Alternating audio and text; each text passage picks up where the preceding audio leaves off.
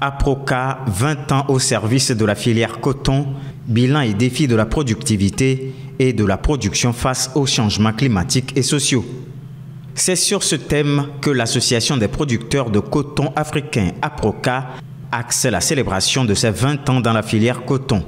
Au bilan, l'association se félicite de ses progrès dans la filière. Progrès au profit des cotonculteurs.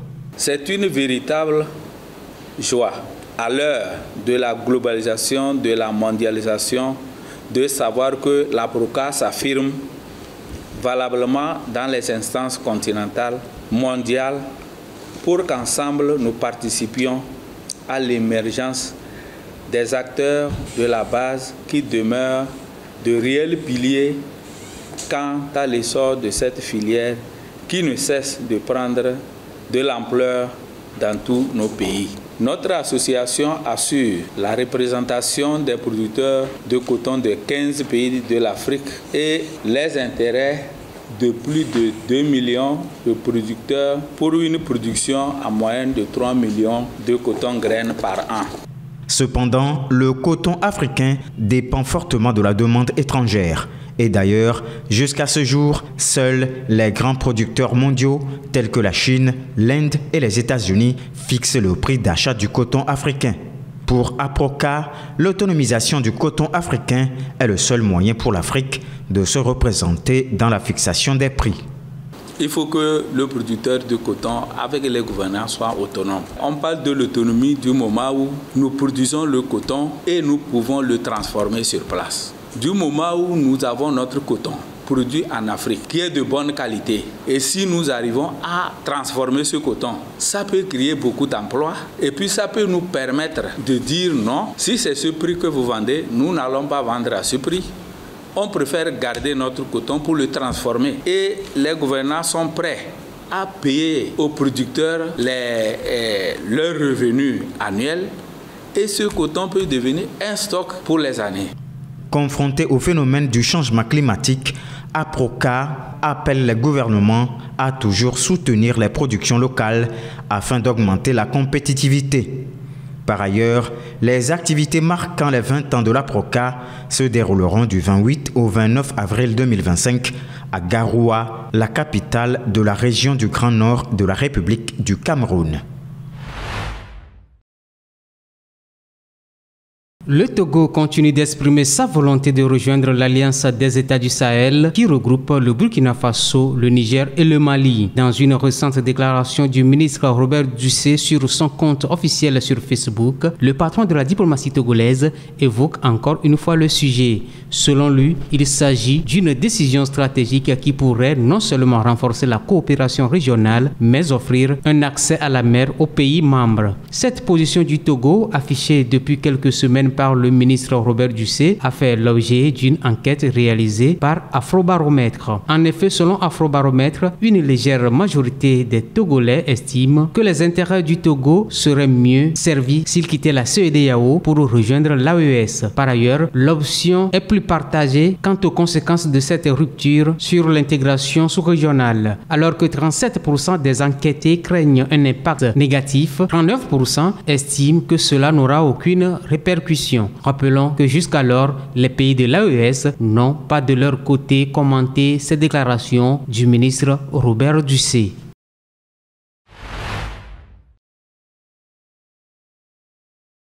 Le phénomène croissant des grossesses en milieu scolaire au Togo a conduit le ministère de l'enseignement primaire et secondaire, par l'intermédiaire de la Direction régionale de l'éducation des plateaux ouest, à prendre une mesure radicale, l'exclusion de 43 élèves reconnus coupables d'avoir mis enceinte des élèves filles.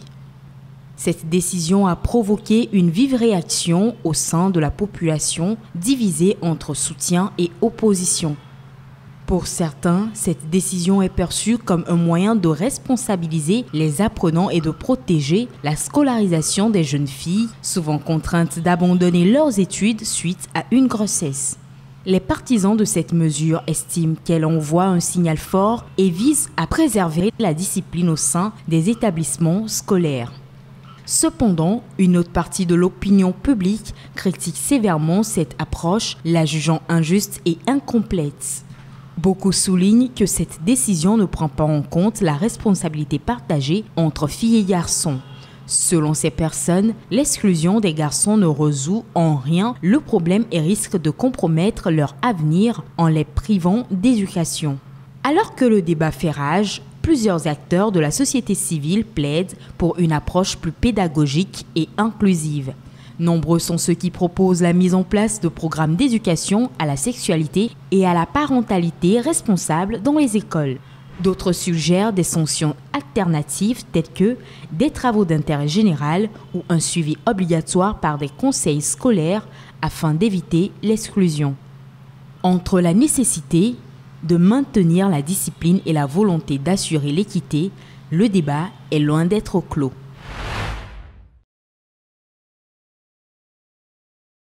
L'Institut de conseil et d'appui technique a fait un bilan dans le cadre de la mise en œuvre des activités menées au profit des acteurs des chaînes de valeur agricole en 2024. Selon le bilan, l'Institut de conseil et d'appui technique ICAT a franchi un nouveau cap en facilitant l'accès au financement pour 12 310 agriculteurs, dont 4 770 femmes. Avec une injection de plus d'1 milliard de francs CFA dans l'économie agricole, l'ICAT met en œuvre sa mission principale de structurer les producteurs et de renforcer leur intégration dans les chaînes de valeur agricoles. Selon le rapport, ces efforts se sont traduits par la création de 1408 coopératives rassemblant près de 30 000 producteurs. Ces coopératives ont permis de mettre en relation les agriculteurs avec des agrégateurs, générant un chiffre d'affaires global de 4,2 milliards de francs CFA. En parallèle au financement, l'ICAT a également soutenu près de 20 000 producteurs dans le domaine de la mécanisation agricole, facilitant le labour de plus de 37 000 hectares. L'organisme a également instauré 693 champs-écoles et 170 unités de démonstration pour promouvoir l'adoption de pratiques agricoles modernes parmi les agriculteurs. Pour la stratégie de modernisation, 229 zones d'aménagement agricole planifiées, ZAP, ont été également suivies en 2024, couvrant un total de 26 502 hectares et impliquant 27 019 producteurs, dont 11 055 femmes. Pour cette année 2025, le gouvernement togolais ambitionne de renforcer ses performances en privilégiant la diversification des financements, une mécanisation accrue et l'adoption de technologies agricoles innovantes. C'est samedi, jour de marché à Accra, la capitale du Ghana. Dans les allées de Kantamento, un marché de vêtements de seconde main venu d'Europe, les clients circulent entre les étals tout neufs. Le cœur du marché est parti en feu il y a 2 mois et aujourd'hui, les commerçants ont repris, mais pas tous. Joy Sosé, par exemple, mère de 3 enfants, a perdu tout son stock plus ses économies, l'équivalent de 3 000 €. Je veux vraiment reprendre mon activité, mais je n'ai pas l'argent pour le faire. Là, maintenant, mes enfants et moi sommes vraiment en difficulté. Même nous nourrir est difficile. Si je peux obtenir de l'aide, alors j'aimerais vraiment pouvoir rouvrir. Vous pouvez constater que mes autres collègues ont été capables de reprendre et tout recommencer, mais pas moi. La catastrophe a privé de revenus environ 10 000 personnes. C'est l'un des plus grands marchés au monde, capable de recycler 75 millions de vêtements usagés par an. Le mouvement de solidarité a été massif et les dons de matériaux et de financement ont afflué. Zior, une ONG américano-ghanéenne qui combat la pollution textile, a contribué $1 million en bois d'œuvre et a versé l'équivalent de 150 € à chaque commerçant. Tout le monde comprend l'importance et la valeur ajoutée de cette communauté qui fait en sorte que les vêtements d'occasion en provenance du monde entier restent en circulation, qu'ils soient vendus directement, reprisés ou recyclés. Si vous n'aviez pas Kantamento ou de telles communautés, l'industrie de la mode ferait face à un problème de surproduction et la question du gaspillage se poserait. En un mois, les boutiques étaient reconstruites pour rendre leur travail aux commerçants, mais sans planification urbaine ni mesures de sécurité incendie adéquates. Des réunions ont tout de même eu lieu avec les pompiers et la compagnie d'électricité et des mesures sont envisagées. Certaines semblent difficiles à mettre en place, admet Adjutu Matamenou, le directeur du marché. Il ne nous reste plus que les sorties de secours, mais cela prendra un peu de temps pour faire au mieux, car de nombreux points de vente seront affectés. Où les installer? Où mettre les gens? Ce sont des questions auxquelles nous devons trouver des réponses. Les améliorations devraient commencer dans les prochaines semaines. En attendant, les commerçants espèrent une aide financière et le retour des clients à Cantamento.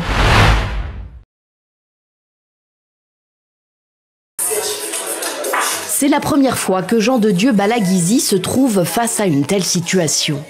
Il se voit contraint de puiser dans les stocks de bière de son bar, le Bichef, pour satisfaire sa clientèle. Il n'est plus approvisionné. La rareté de produits Brasimba, Bralima et Brarunzi ont créé la hausse de prix sur les marchés.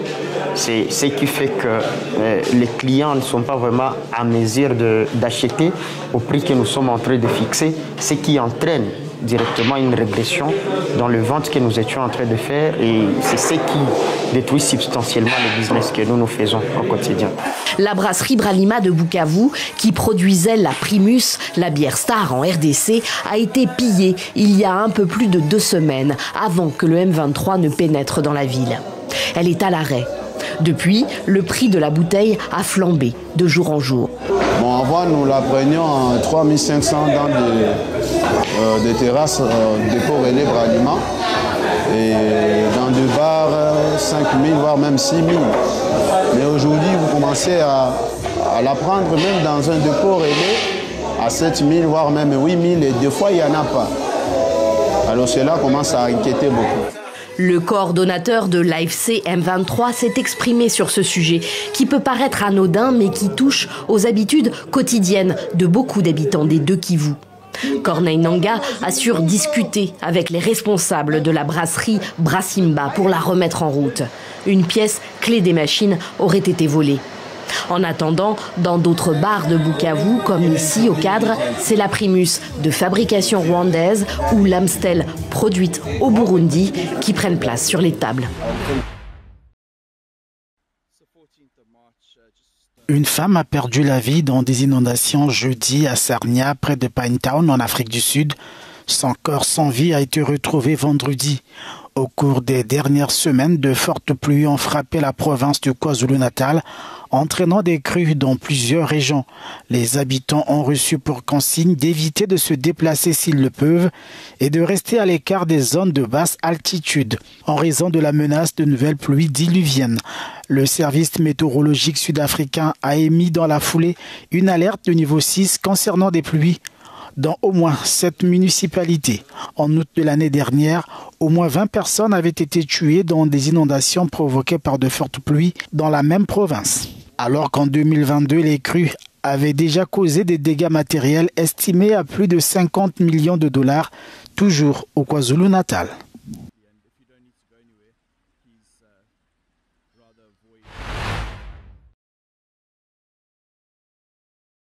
La croissance du produit intérieur brut de l'Afrique devrait rebondir à 3,8% en 2025 et 4,1% en 2026. Ces chiffres sont des estimations d'un rapport de la Commission économique des Nations Unies pour l'Afrique.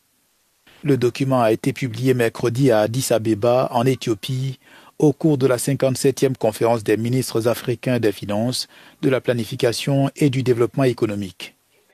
Selon Susanna Schwidrowski, directrice de la division de la macroéconomie, des finances et de la gouvernance de la CEA, les taux de croissance actuels restent insuffisants pour promouvoir le développement social sur l'ensemble du continent, même si les économies africaines font preuve de résilience. Malgré une augmentation du dynamisme et de la diversification du commerce intra-africain dans certaines régions, la contribution du commerce à la croissance globale du continent a diminué par rapport aux années précédentes. Le continent garde tout de même la croissance la plus rapide au monde, principalement en raison d'une diminution des pressions inflationnistes, mais le changement climatique reste une menace pour le développement de l'Afrique.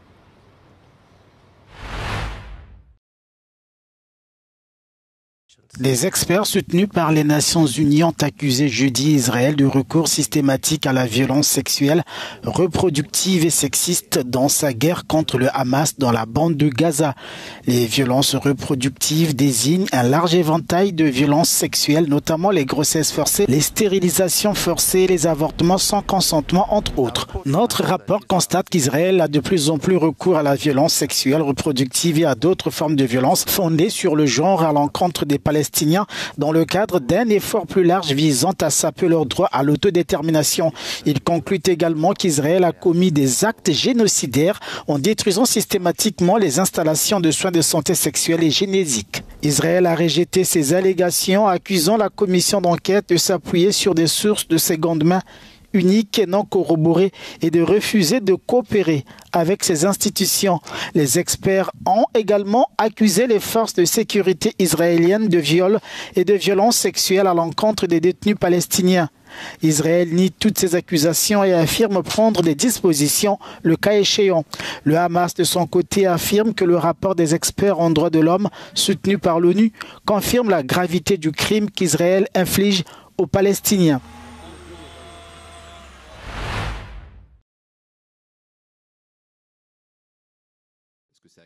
Didier Deschamps a dévoilé jeudi son groupe pour la double confrontation avec la Croatie, comptant pour le quart de finale de la Ligue des Nations. Match aller jeudi en Croatie, le retour est prévu dimanche au Stade de France. Une liste avec la présence de Kylian Mbappé qui conserve le brassard de capitaine alors que des doutes subsistaient sur son nouveau statut. La décision a été prise par le sélectionneur de l'équipe de France après un échange avec son attaquant. Sa dernière apparition avec les Bleus remonte au 9 septembre contre la Belgique. Le champion du monde 2018 a été écarté des matchs de la Ligue des Nations contre Israël et l'Italie en novembre dernier. Un choix assumé par son coach à l'époque qui avait mis en avant les difficultés physiques et mentales du joueur.